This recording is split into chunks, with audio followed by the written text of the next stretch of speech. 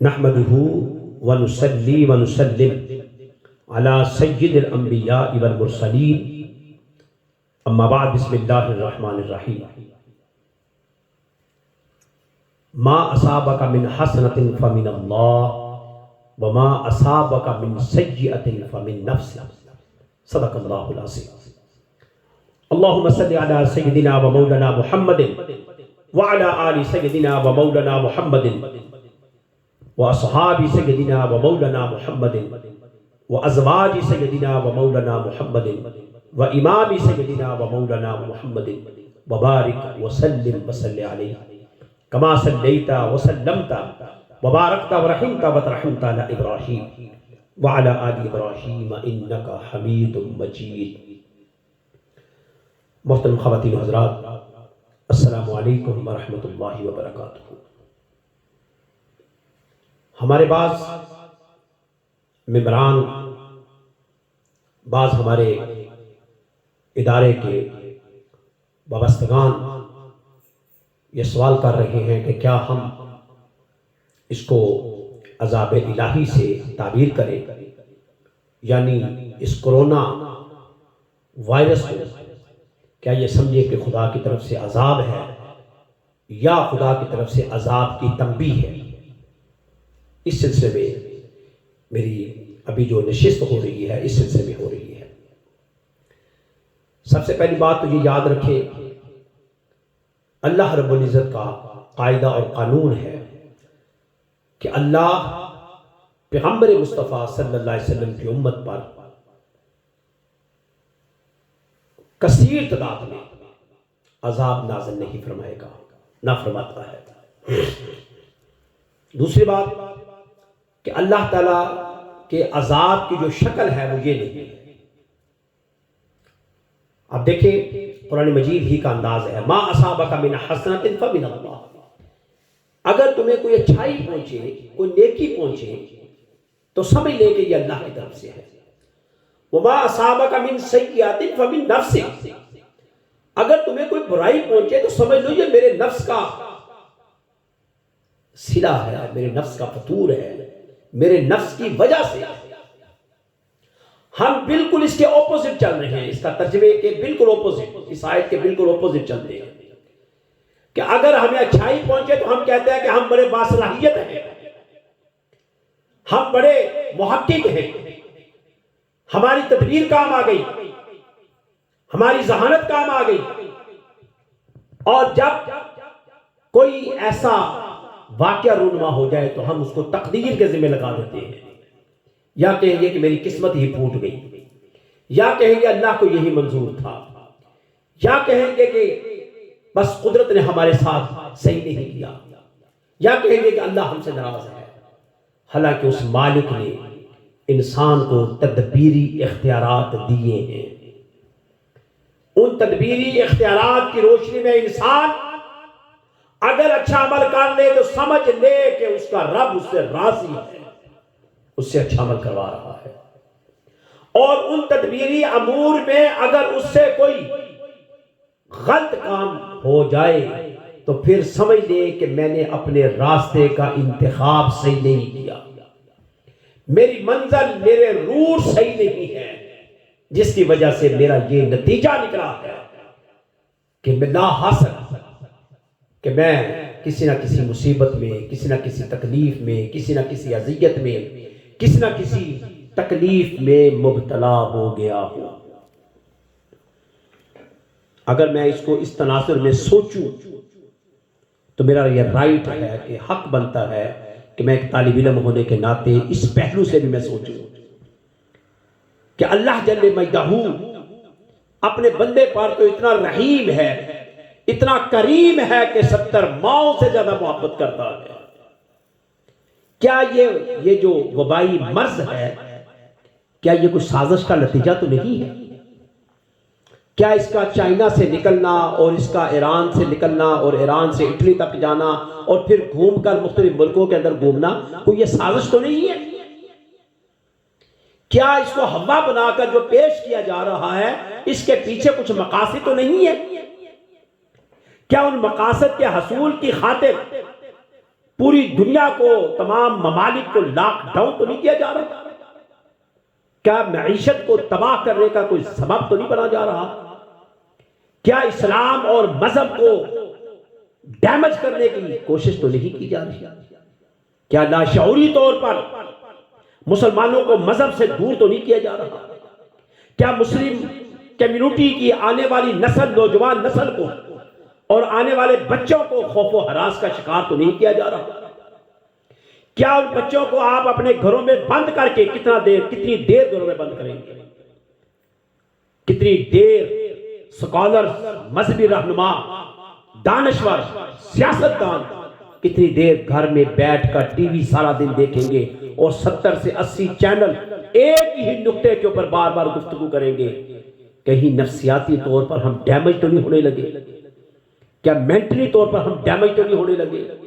کیا ہماری جو اختراع کی طاقت تھی، سوچنے اور سمجھنے کی صلاحیت تھی، کیا وہ ڈیمیج تو نہیں ہونے لگی؟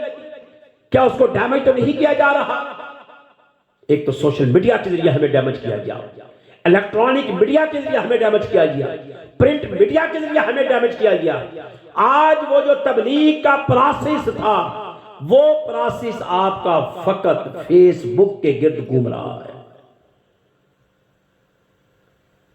تو آپ سمجھتے ہیں کہ پوسٹیں لگا کر آپ کی سوچ بدل جائے گی؟ بندہ سمجھتا ہے کہ بس میری ڈیوٹی ہے کہ بس صبح اٹھ کر میں پوسٹ لگا دوں، سٹیٹس کے اوپر پوسٹ لگا دوں اور میری ذمہ داری ختم ہو گئی۔ آج حی علی الصلاح، حی علی الفلاح کی صداؤں کی طرف ہماری توجہ نہیں ہے۔ ہمارے صبح و شام اسلام کے مطابق نہیں گزر رہی۔ ہمیں فجر کا نہیں پتا، ہمیں ظہر کا نہیں پتا، ہمیں عصر کا نہیں پتا، ہمیں مغرب کا نہیں پتا، ہمیں عشاء کا نہیں پتا، ہمیں تہجد کا نہیں پتا، ہمیں نفل اشراق کا، چاشت کا، ابابین کا، صلاۃ التوبہ کا، صلاۃ الحاجات کا، صلاۃ الشکر کا ہمیں نہیں پتا، صلاۃ الوضو کا ہمیں نہیں پتا۔ کہیں یہ غیر شعوری طور پر ہمیں ڈیمیج تو نہیں کیا جا رہا؟ ہماری نسلوں کو پیچھے پھینکنے کی کوشش تو نہیں کی جا رہی؟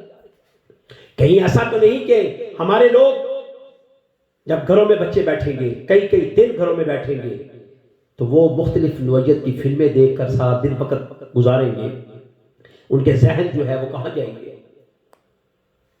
کس طرف ہم لے کر جا رہے ہیں؟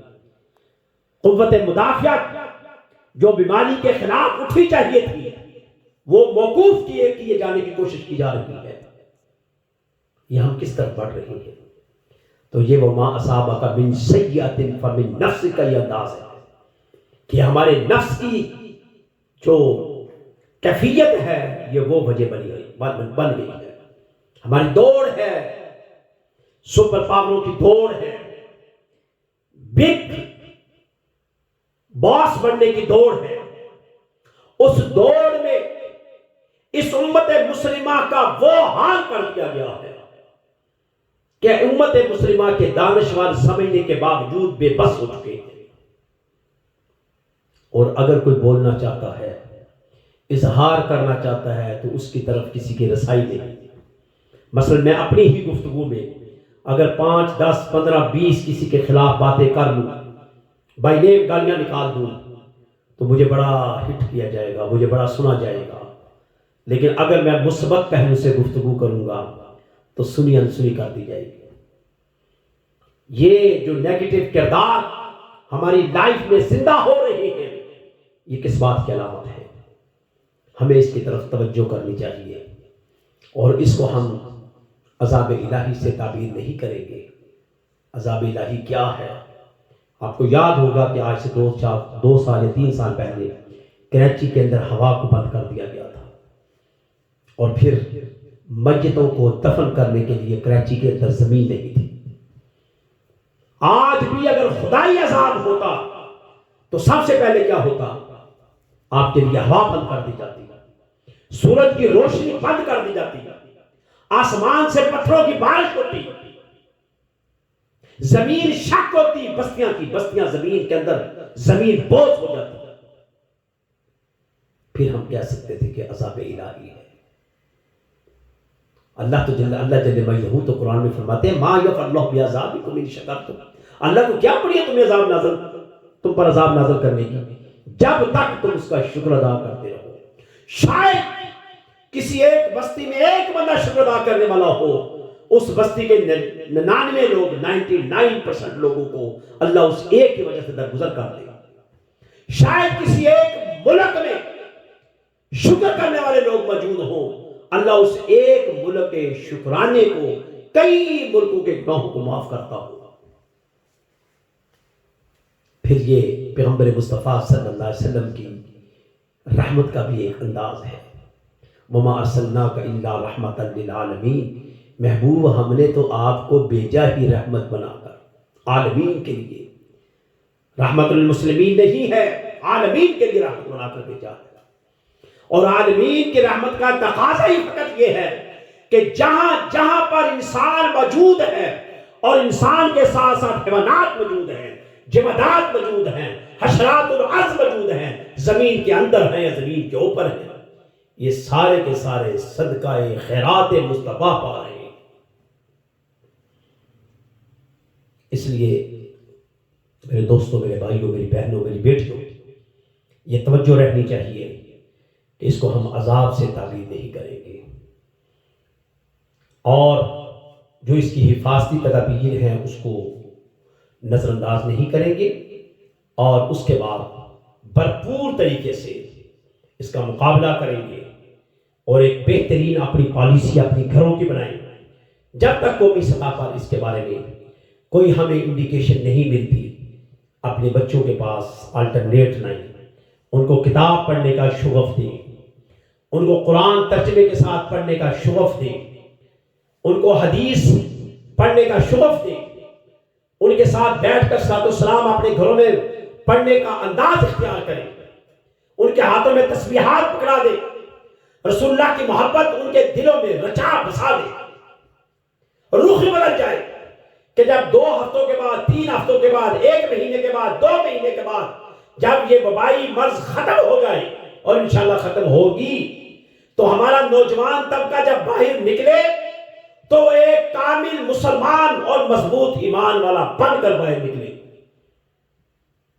وسوسوں والا اور خدشات والا اور وہم اور توہم پرستی والا بن کر باہر نہ نکلے، ایک ثابت قدم مسلمان ہو، ثابت قدم نوجوان ہو۔ علامہ اقبال رحمۃ اللہ علیہ نے کیا خوب فرمایا تھا، اور انہوں نے ایک ہی جملہ تھا کہ عقابی روح جب بیدار ہوتی ہے جوانوں میں، نظر آتی ہے ان کو اپنی منزل آسمانوں میں۔ پھر فرمایا جوانوں کو میری آہے سحر دے، پھر ان شہید بچوں کو بالوں پر دے، خدایا آرزو میری یہی ہے میرا نور بصیرت عام کر دے، خدایا میری آرزو یہی ہے میرا نور بصیرت عام کر دے۔ اللہ رب العزت سمجھنے کی توفیق عطا فرمائے، اور ہمیں اللہ سے محبت اور رسول سے محبت اور ان کے لائے ہوئے دین اور قرآن سے محبت کی توفیق عطا فرمائے، آمین۔ وآخر دعوانا ان الحمد للہ رب العالمین۔ السلام علیکم ورحمۃ اللہ وبرکاتہ۔